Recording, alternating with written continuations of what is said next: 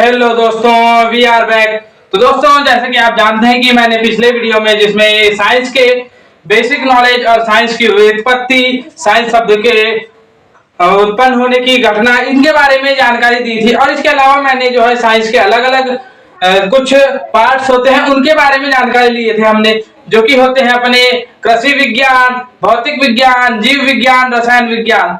अब हम बात करेंगे क्लास 8th साइंस के पहले चैप्टर की, जो कि है हमारा क्रॉप प्रोडक्शन एंड मैनेजमेंट, यानी फसल प्रबंधन एवं उत्पादन। तो दोस्तों, हम इस चैप्टर में जो कि बेसिक नॉलेज देता है, और आपके जो पूरे class 8th 9th and 10th, शायद 9th में एक चैप्टर था लेकिन उसे हटा दिया गया है, और जो है पूरे क्लास 8th 9th 10th में केवल एक चैप्टर जो कि कृषि विज्ञान से रिलेटेड है वो यही है। तो दोस्तों, इस चैप्टर में हम किस किस चीज की बात करेंगे, तो हम इस चैप्टर में फसल,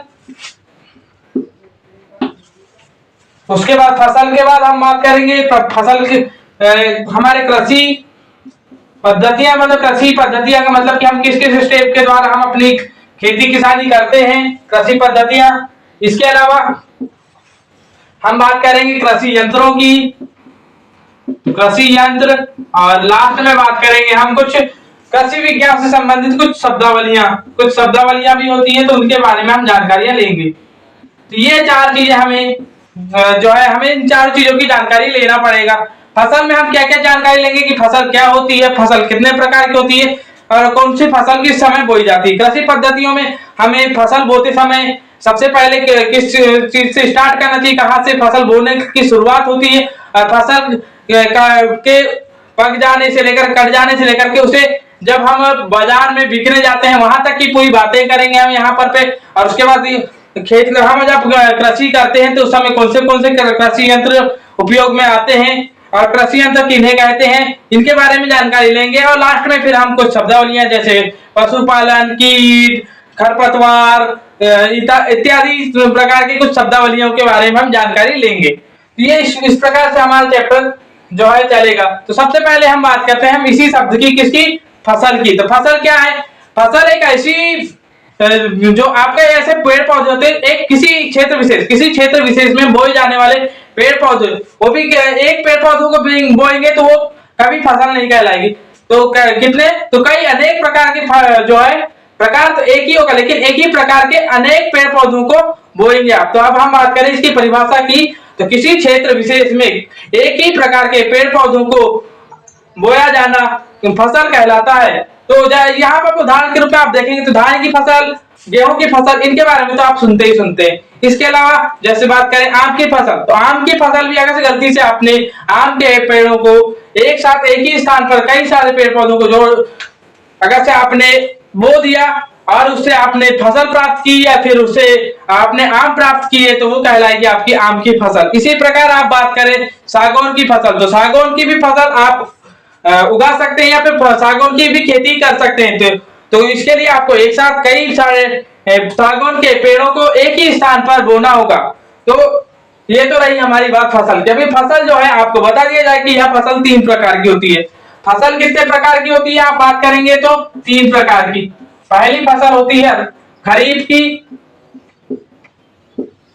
दूसरी रबी की, और लास्ट में जायद की। तो आप बोलेंगे सर यहाँ आपने नाम तो बताए, लेकिन यहाँ पर आप बताइए कि कब। तो यहाँ पर आपको बता दी जाए कि खरीफ की फसल वह फसल होती है जिसे आप वर्षा ऋतु में बोते हैं। वर्षा ऋतु में बोई जाने वाली फसल खरीफ की फसल होती है। इनका जो टाइम पीरियड होता है वह होता है आपका जून से लेकर के अक्टूबर के बीच में, इसके अलावा आप बात करेंगे रबी की। तो रबी की फसल मतलब कि आप वर्तमान में जिस समय आप मुझे सुन रहे हैं, तो ये समय आपका जो है ये खरीफ की फसल का समय होगा। बिल्कुल खरीफ की फसल का समय है यहाँ। अभी आप देखेंगे कि आपके खेतों में खरीफ की फसल के लिए आपके खेतों को तैयार किया जा रहा है। तो हम बात करेंगे आगे कि किस प्रकार हम फसल तैयार करने के लिए किस तरीके से कौन कौन सी विधियों का और कौन कौन से स्टेप्स का पालन करेंगे, अगले ही जो आपकी कृषि पद्धतियों में जानेंगे। फिर सेकेंड बात आती है आपकी रबी की फसल। तो रबी की फसल, तो आप बोलेंगे सर आपने टाइम पीरियड तो बता दिया, लेकिन आपने खरीफ की फसल में एक चीज नहीं बताई, क्या? इसके उदाहरण तो आप बात कर सकते हैं जैसे धान, अरहर, या फिर आप बात कर सकते हैं मूंग, जिनमें कि पानी ज्यादा, और याद रखेंगे सबसे ज्यादा पानी आपका जो है, अभी मैं आपको टाइम पीरियड की बात कर रही, तो सबसे पहले टाइम पीरियड की सब में बात करते हैं, सबसे पहले टाइम पीरियड की। तो खरीफ के टाइम पीरियड होता है आपका जून से लेकर के अक्टूबर के बीच में, फिर नवंबर से लेकर के आपके फरवरी मार्च तक, जो मार्च तक होता है आपका रबी का टाइम पीरियड, और उसके बाद मार्च अप्रैल से लेकर के आपके मई जून, इसके बीच में जो टाइम पीरियड होता है यह होता है जायद की फसल के लिए। और याद रखिए ये तो टाइम पीरियड की बात हुई। अब यहाँ पे आगे से आप बताइए कि सबसे ज्यादा पानी आपको कब अवेलेबल होगा, तो आप बोलेंगे सर वर्षा ऋतु के समय हमें सबसे ज्यादा पानी अवेलेबल होगा। तो वर्षा ऋतु के समय जब सबसे ज्यादा पानी अवेलेबल है तो आप स्पष्ट कह सकते हैं कि खरीफ की फसल को ज्यादा पानी की आवश्यकता होती है। उसके बाद रबी की फसल को उससे थोड़े से कम पानी की, और जायद की फसल को सबसे कम पानी की आवश्यकता होती है। ये तो रही बात हमारी जो टाइम पीरियड और पानी की आवश्यकता की बात। अब हम बात करते हैं इसके कुछ उदाहरण, जो कि आप बात करेंगे किसकी, सबसे पहले खरीफ की फसलों की। तो खरीफ की फसलों के उदाहरण के रूप में आप धान, मूंग, अरहर इनको ले सकते हैं। और अगर से आप बात करेंगे गेहूं आपके गेहूं, चना, अलसी, ये सभी उदाहरण आपके रबी की फसल के हो जाएंगे। जायद की फसल आपके जितने जो गर्मी के समय आप जितने फल खाते हैं, ये बात करें हम अपने भटे की, हम बात करें साथ ही साथ तरबूज की, ककड़ी की, ये सभी आपकी जायद की फसलें हैं। तो ये जायद की फसल हो गई। तो ये रही हमारी फसल क्या होती है, फसल के कितने प्रकार होते हैं, इनके बारे में हमने जानकारी ली है। अब हम बात करते हैं अपने अगले टाइप या फिर अगले जो आपके कृषि पद्धतियों के बारे में। तो कृषि पद्धतियां होती क्या है, इनके बारे में हम जानकारी लेते हैं। तो इसके लिए अब हम आते हैं अगली स्लाइड में।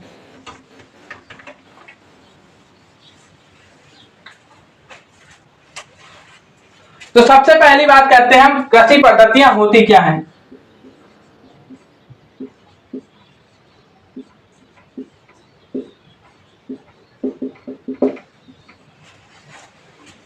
कृषि पद्धतियां होती क्या है, तो कृषकों द्वारा अपने कृषि क्षेत्र में फसल के उत्पादन को बढ़ाने के लिए एवं फसल को उत्पादन करने के लिए अपनाई जाने वाली विधियों को हम कहते हैं कृषि पद्धतियां। क्या कहते हैं उन्हें? कृषि पद्धतियां कहते हैं। और इसके अलग अलग स्टेप्स होती हैं, और ये हम बात करेंगे वो भी और हम बात करेंगे किस प्रकार के कृषकों के लिए और किस प्रकार के कृषि क्षेत्र के लिए। और जो कृषि क्षेत्र है उसे हम कहते हैं खेत। कृषि क्षेत्र को हम क्या कहते हैं? खेत। ध्यान रखेंगे आप, कृषि क्षेत्र को खेत कहते हैं। तो यहाँ पर खेती करने के लिए हम किस प्रकार की विधि की बात करेंगे, तो हम यहाँ पर सिर्फ वैज्ञानिक विधि की बात करेंगे कि हमें वैज्ञानिक विधि से खेती करना है तो किन किन स्टेप्स किनका जो है आपको पालन करना पड़ेगा। यहाँ पर आपके बुक में केवल 7 स्टेप्स दी गई है, लेकिन मैं आपको टोटल 11 स्टेप्स बताऊंगा। सबसे पहले आपको क्या करना चाहिए कि सबसे पहले आपको मिट्टी परीक्षण करना चाहिए। मिट्टी परीक्षण होता क्या है, तो सबसे पहले आप क्या कीजिए, मिट्टी परीक्षण करने के लिए आप सबसे पहले अपने खेतों से मिट्टी लीजिए, उसे एक पन्नी में पैक करके अपने खेत का नाम, अपना खुद का नाम लिख करके आप अपने नजदीकी प्रयोगशाला, कृषि प्रयोगशाला में पहुंचाइए उसे। और वहां पर पे इसमें फिर आप क्या प्राप्त करेंगे, यहाँ से परीक्षण करवा करके कि आपके मिट्टी में किस पोषक तत्व की मात्रा अधिक है, किस पोषक तत्व की मात्रा पर्याप्त है और किस पोषक तत्व की मात्रा कम है।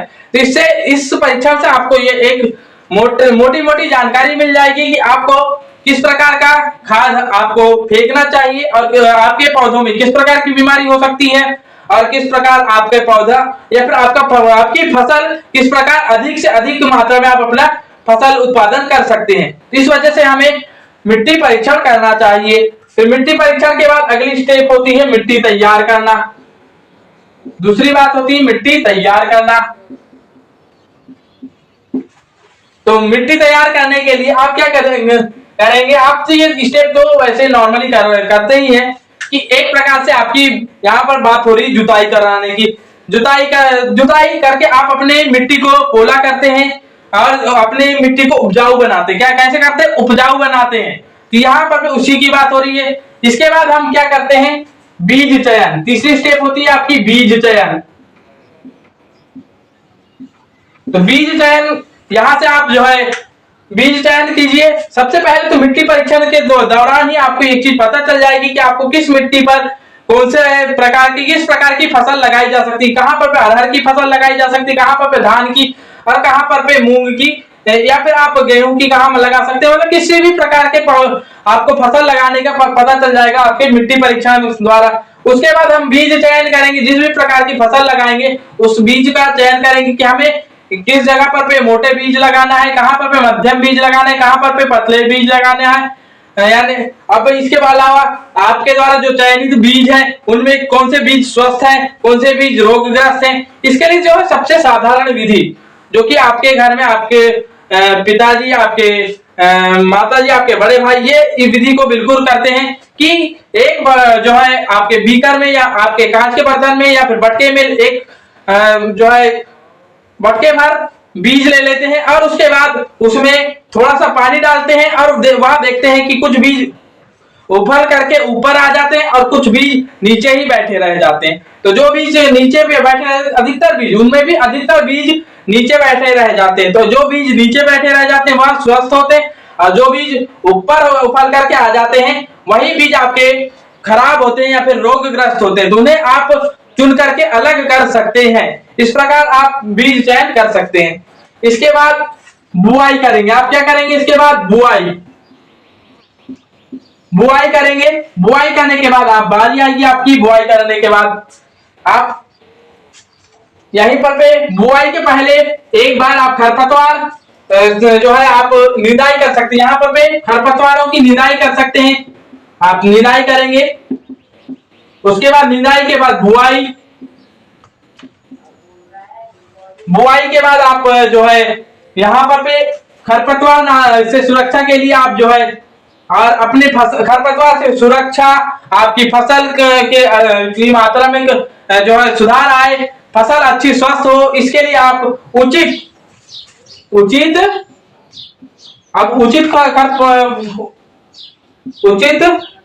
खाद एवं उर्वरक दे सकते हैं। उर्वरक देना तो आपको बता दिया जाए कि उचित खाद एवं उर्वरक देना। तो यहाँ पर याद रखेंगे उचित खाद एवं उर्वरक कहां से पता करेंगे कि हमारे लिए कौन से खाद एवं उर्वरक अच्छे हैं। तो आपके लिए फिर से पहली स्टेप आइए मिट्टी परीक्षण। वहीं से आपने फिर दूसरी स्टेप आपने बीज चयन करते समय आपने देखा था यहाँ पर भी आप प्रयोगशाला में जाकर के आप अपने लिए बिल्कुल उचित बीज यहाँ पर बीज चयन करते समय एक चीज ध्यान रखेंगे कि आप प्रयोगशाला द्वारा भी आप पता कर सकते हैं कि आपके लिए आपके खेतों के लिए किस प्रकार का बीज अच्छा है और वहीं पर आपको पता भी चल जाएगा कि आपके बीजों में किस प्रकार की कमी है।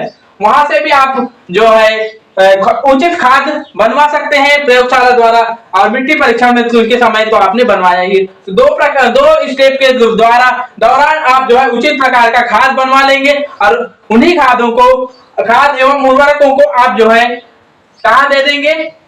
तो इनकी जब आप बात करेंगे तो इन्हें आपको देंगे अपने फसलों में दे देंगे। तो फसल में देंगे। अब हम बात करें खाद एवं उर्वरक।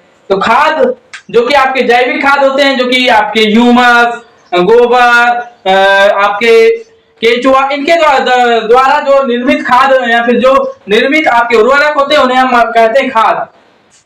और जो आपके रसायनों द्वारा निर्मित रसायन जो कि प्रयोगशाला में रसायनों द्वारा निर्मित खाद को हम कहते हैं उर्वरक। ध्यान रखेंगे जो प्रयोगशाला में निर्मित होंगे उन्हें उर्वरक एवं जो गोबर आपके ह्यूमस इनके द्वारा जो निर्मित होंगे उन्हें हम कहेंगे खाद। अब खाद एवं उर्वरक में कुछ अंतर होते हैं जिन्हें मैं आपको नोट्स में प्रोवाइड कर दूंगा और नोट्स आपको चाहिए तो जो है आपको पेड नोट्स मिलेगी। आप मुझे कमेंट कर सकते हैं और मैं आपको अपने टेलीग्राम चैनल का लिंक दे दूंगा जिसमें मैं आपको पेड नोट्स प्रोवाइड कर दूंगा। तो जिसके चार्जेस मैं आपको उसी टेलीग्राम चैनल में बता दूंगा। तो इसी के साथ जो है अगली स्टेप हम बात करेंगे यहाँ पर और एक बार। अब यहाँ पर अगली स्टेप हम बात करेंगे सिंचाई की। सिंचाई करेंगे यहाँ से तो सिंचाई हो जाएगी। आप सिंचाई करेंगे। सिंचाई करने के लिए आप अलग अलग विधियों का उपयोग करेंगे।